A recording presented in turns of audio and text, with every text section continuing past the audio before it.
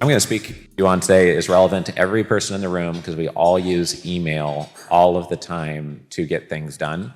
And I send a lot of emails. Mark Cuban believes the biggest waste of human life is sitting in long meetings. Elon Musk thinks the same thing. And Mark Cuban believes that you can get almost anything done you want to get done in a meeting. You can just say it in the email, and he can handle it then when he's on a flight or at 4 a.m. in the morning or on a weekend if he feels like it, and not be on a long Zoom call hearing someone verbally talk, and then he has to think in real time with something smart to say back. If it takes more deep thought, he'll take deep thought and answer when he wants to. If it's not important to him, he doesn't have to audio listen to it. He can skim it and say, no, not important to me, right? So he loves email. So do I. And so I'm going to go over some lessons that we've learned, because if you go to my Gmail and go to the sent folder, the emails that I've written myself, not by my team, not for email broadcasts, is over 150,000 emails the last 15 years. And so I'm going to provide you with 5 insights after writing 150,000 emails that I think will be relevant to most people here. Throughout the rest of the day, don't forget how you get an ROI out of being here: strategies, structures, peers, co-GP, JV, being inspired by somebody, meeting a new investor, figuring out how to raise money from big investors, even if you don't succeed with one here today. And you heard everyone on stage that said, don't come here and ask me for a check today. Come here and build a relationship, or tell me why you're unique, and we'll keep in touch and get to know each other. Okay, so that means the last 15 years, including weekends, I sent 27.4 emails on average per day since I started the business. So we've been communicating with a lot of people. I took screenshots here so you didn't think it was just made up for a nice, made up number or estimate of a number. That is the exact number as of 4 days ago.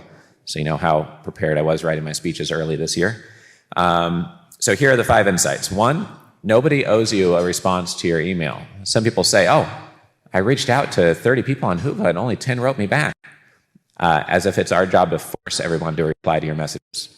I don't know what you wrote them. I don't know what you named your company. I don't know if you wrote them an essay. I don't know if you wrote them 3 words. I don't know if you pitched them for a $50 million deal before asking how you could add value to them, right? I don't know any of those things. We always tell people we have a lot of horses that drink water, and they like different types of water and different amounts of water.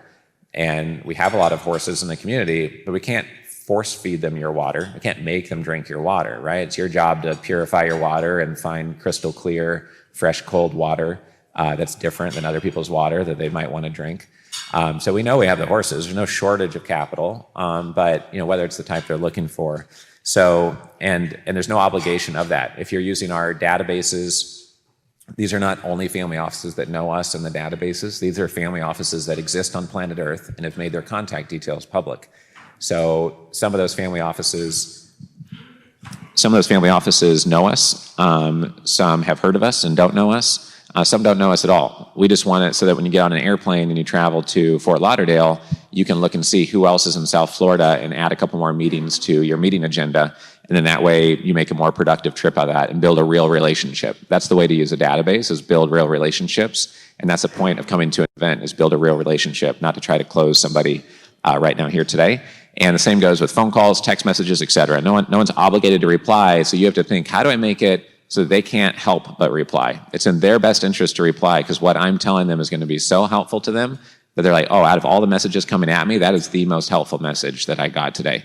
And an example of that is when I moved to Arizona, I found someone who had 19 locations. So I went to go get my car serviced, and I liked their business model of subscription. And I said, oh, that's interesting business. I went to their website. They had 19 locations. I figured out who the owner was, LinkedIn messaged them, and then said, I have an investment structure so that every time you open a new location, you don't get diluted on your equity, and you could raise the capital you need. And I emailed both of the brothers who owned the business cold on LinkedIn. They both messaged me back the exact same day to have a phone call, not knowing the other brother had been messaged as well. And I wrote them a sentence and a half. I talked to them. Turns out they had sold their business for over $100 million to Goldman recently, and they were starting another platform. And so it's just an example of getting a centimillionaire to reply to a cold message the first week you're in a new city is by adding value to them. We talk about that all the time. Number 2 is be concise. There's a story in the marketing world and copywriting world that Eben Pagan taught me, that if you want something really powerful, you need to get rid of all the noise and all the fluff and just get right to the meat of it all, and really get the sizzle out there. And so there's a line in the copywriting world, the writing world, that says, "Oh, I'm sorry I wrote such a long message. I didn't have more time to make it more concise." In other words, let me just throw up on this piece of paper and tell you a whole bunch of stuff, and then you can take a lot of your time reading it to figure out what we're doing. If you don't know what you're doing and you can't say it in a sentence, you're dead, because no one else is going to try to figure out what you're doing if you don't know what you're doing. And sometimes at a workshop, I'll teach that on stage at a 5.5-hour workshop. I'll talk about it for 15 minutes. Someone will come up at the end of the event and I'll say, "Oh, what do you do?" They say, "Oh, we do this, but we also do this, and we kind of do that, and sometimes we do this," and they keep on talking and talking and talking. And if you can't summarize what you do in a single sentence that's super crystal clear and compelling, how do you expect them to communicate it to their spouse when they say, "Hey, we're going to hire $300,000 to this industrial real estate or this stem cell therapy center," or to their investment committee or their investment partner or their analyst, right? So super basic. A lot of people do not get that right. It just doesn't do you justice if you have a lot of experience. The next one, add value first. We talked about that on the example of no one owing you a response, but that goes for in the stage and just in general. It's just going to get you a lot more traction faster. And when you write the one-liner about your company, don't say we've been in business for 9 years and we are the best in the industry. Those words don't mean anything, like we heard on the one-pager, one-liner panel. Have your one-liner be about how you're serving them, how you're adding value to them, and then they're more likely to respond. Number 4, this came up 2 or 3 times already in the event, is that the trust and the context wrapped around your message is more powerful than even the words you say. So if you got to meet for breakfast today with Michael Jordan and he gave you some advice, you would be super attentive, and the trust and the respect that would come from listening to whatever came out of his mouth is just so incredibly high that it almost matters more than the words he's saying. And so how someone got to know you, the context around you, the environment you meet with them in, the context through which they see you changes everything dramatically. So if somebody comes to me and they've been to one of our events and they had watched our 14-module mini-series on how to start a family office, and they read my book on how to start a family office, and then we have a conversation, it is night and day different than somebody introducing me at somebody else's event, not my event, to somebody who's ultra wealthy, and the person's like, "Oh, what do you do? Are you a wealth manager?" And then they're standoffish, and it's almost not even worth having a conversation. It almost doesn't matter what comes out of my mind, and I have to be really good at using one sentence to say, like, ask what business they're in, and then point out how I could save them equity from dilution, or point out how I could help them double their deal flow or acquire a strategic choke point. And if I don't get them in the first minute, like, they're just mentally gone probably.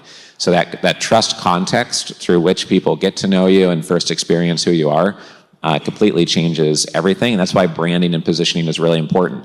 When we invest into dental clinics, we talk about how we're the #1 largest social media platform in dentistry with Dental Club with 375,000 members. And when we have a booth at a dental clinic group, it's Dentist Investors LLC, and you go to dentistinvestors.com.